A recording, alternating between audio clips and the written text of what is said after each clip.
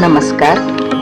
वैदिक विश्व या यूट्यूब चॅनेलवर आपले सहर्ष स्वागत आहे. वैदिक सणांचे योग रहस्य भाग 21. ऋतू भीष्म ग्रीष्म. भीष्मांनी आपले सर्व आयुष्य इतरांना सुख समृद्धी देण्याकरिता एखाद्या तपस्व्याप्रमाणे तापविले आणि शेवटी आपले मरण सांगून शरीराच्या अत्यंतिक क्लेशमय अवस्थेतून या जगाचा निरोप घेतला. ऋतूंमधील ग्रीष्माचे जीवन असेच परोपकाराकरिता आहे. ग्रीष्म तापला तरच वर्षा ऋतूचे वैभव पाहायला मिळते.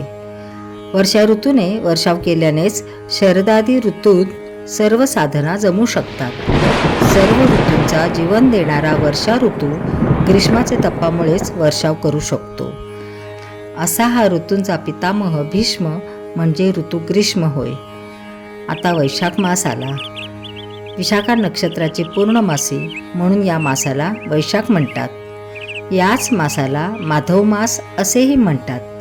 माधवाशिवाय साऱ्याच सधवा विधवा असतात. तप म्हणजे भगवंताचे स्मरण होय. विपद विस्मरण विष्णू हो संपन्न नारायण स्मृतीही. ताप तापून वैशाख मास संपतो आणि पौर्णिमेला ज्येष्ठा नक्षत्र येणारा ज्येष्ठ मास सुरू होतो. तृतीयेला अक्षय तृतीया येते. पितरांना पिंड देताना 3च द्यावे लागतात. 3 पिढ्यांकरता ते 3 पिंड असतात. पितरांचा संबंध 3 पिढ्यांपुरताच असतो म्हणून तृतीयेला अक्षय तृतीया करतात. साऱ्या पितरांना या दिवशी तर्पण देऊन त्यांना खीर आणि चिंचेचा गुळयुक्त रस आपण अर्पण करीत असतो. नवीन येणारी चिंच प्रथम पितरांना अर्पण करायची आणि नंतरच स्वतःकरिता तिचा वापर करायचा. आपतत्वातील क्षीर येथेही आहे.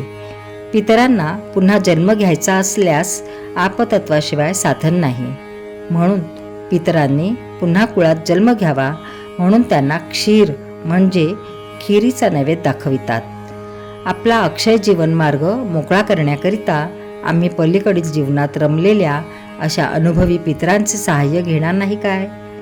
पितरांचे सहाय्याने अक्षय जीवनाचे दर्शन म्हणून अक्षय तृतीया. युगकल्पना. तृतीयेला परशुराम जयंती येते. भगवंताच्या दशावतारांपैकी एक अवतार म्हणजे परशुराम होत. परशुरामाच्या जन्माचा पितृतर्पणाशी संबंध येतो. परशुराम कथेत तोच भाग आहे.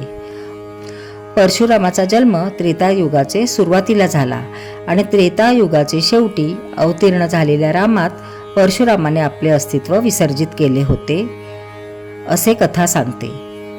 परशुरामाचा परशु गळून राम राहिला. हा परशु म्हणजे कुऱ्हाडीसारखे शस्त्र होय की आपतत्वातील चंद्राचा आकार होय? याच परशुने परशुरामाने आपली माता रेणुका हिचा वध केला आणि याच परशुने त्याने सर्व पृथ्वी तत्व निश्क्षत्रिय केले आणि तेही थोडे वेळा नव्हे तर 21 वेळा.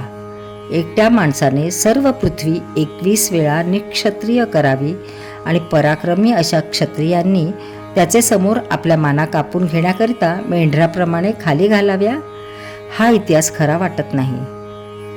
शिवाय त्रेतायुगाचे शेवटी परशुरामाने आपले अस्तित्व श्री रामचंद्रात अर्पण केल्यावर मग पुन्हा ती महाभारत काळात आपला शिष्य भीष्म याचेशी युद्ध करण्यास याच परशुरामाने कसे काय राहावे हा विचार करण्यासारखा प्रश्न आहे. तेव्हा केवळ ऐतिहासिक दृष्टिकोन ठेवून या कथेचे रहस्य कळणार नाही. त्याकरिता आपल्याला साधना मार्गातील अनुभव कक्षांचे सहाय्य घ्यावे लागेल. भारतातील प्राचीन योग साधनेच्या प्रसारासाठी या चॅनलची निर्मिती करण्यात आलेली आहे. माहिती आवडल्यास चॅनल सबस्क्राईब करा, इतरांना शेअर करा. पुन्हा भेटूया पुढील भागात. धन्यवाद.